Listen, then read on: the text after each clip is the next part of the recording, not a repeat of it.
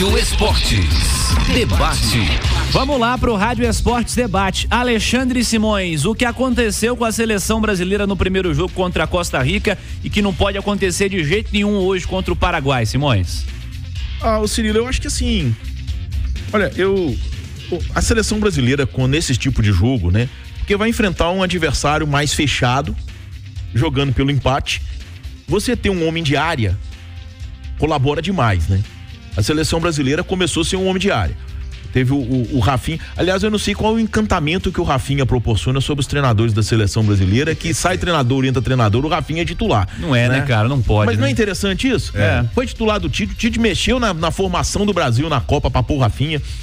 Olha, o Dorival inicia o processo com o Rafinha. O Thiago falou que houve, né, na verdade, o teste com o Savinho. Pode ser que o Savinho apareça hoje no lugar do Rafinha, seria a minha escolha. Mas eu acho que a minha escolha seria o Rodrigo e um centroavante. Também. E o centroavante, gente, tem que ser um centroavante de porte. Pra você jogar com um centroavante, tá? Pra esse tipo de jogo, tem que ser um cara bom de bola aérea. Bom de bola aérea. Tem esse cara na seleção? É o Evanilson, não? É? Acho. Ele é o cara que... Mais rompedor, né? Mais do que o Hendrick. O Hendrick tem muito mais categoria que ele. Não vamos comparar Hendrick e Evanilson. Não. Eu acho até que o Evanilson é pior que o Pedro do Flamengo.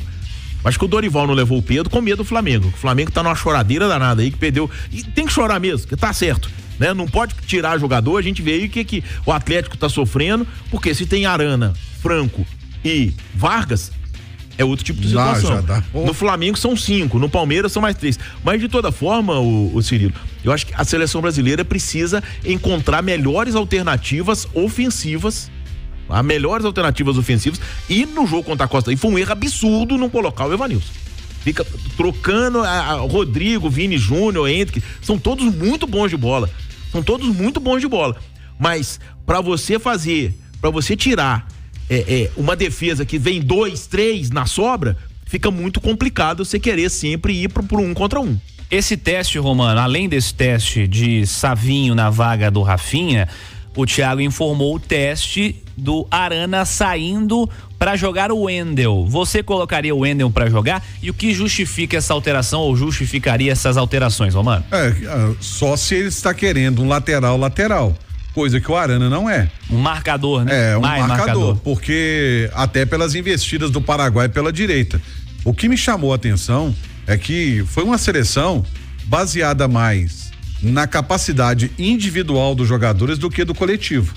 Outra coisa, todo mundo que você fala sobre a convocação do Danilo, ela é baseada no quê? O Danilo atua como terceiro zagueiro. Precisava de um jogador atuar como terceiro zagueiro contra a Costa Rica, com todo o respeito à Costa Rica? Não. Se você tem um lado direito que já é entrosado entre o Ian Couto e o Savinho, você poderia ter utilizado esse lado direito. Os jogadores já se conhecem. Assim como ele falou, eu tentei o Vinícius aberto, tentei o Vinícius pro meio. Tá, mas se não tem o meio campo que consegue dar o espaço, abrir o espaço para ele jogar, não vai adiantar. Chega a ser irritante a insistência do Dorival com o Paquetá. Está claro que o Paquetá não está conseguindo jogar. O Andréas Pereira tem pedido passagem. É um jogador que até dá uma alternativa diferente. Você acha que o Paquetá deveria ter sido convocado em meio à resposta à sua defesa, né, no caso, quanto a essa situação aí de possível manipulação em casos de aposta? Se a gente fosse um país sério, não. Porque, por exemplo, o Tonali na Itália, ele tá passando pela mesma situação, até um pouco mais grave, calma, Simões. E o Tonali sequer foi convocado. E olha que a Itália tem problemas gravíssimos de criação no meio campo. Pois é, porque me preocupa muito, cara. Assim, e aqui, claro, não há uma condenação ao Lucas Paquetá, né? Não há uma definição de que ele não vai mais jogar, que ele vai ser banido, que ele vai ser afastado do futebol. Não há uma definição e não há, inclusive, não está oficialmente definido se houve ou se não houve fraude no caso de manipulação, no caso das apostas esportivas. Mas me parece muito estranho que um cara que está se defendendo de uma acusação tão séria seja titular da seleção brasileira.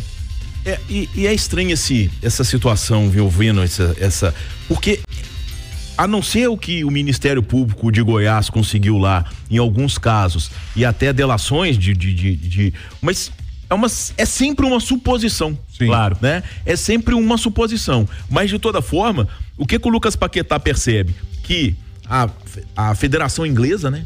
Ela é muito rigorosa muito rigorosa com quem se mete nesse esquema de apostas.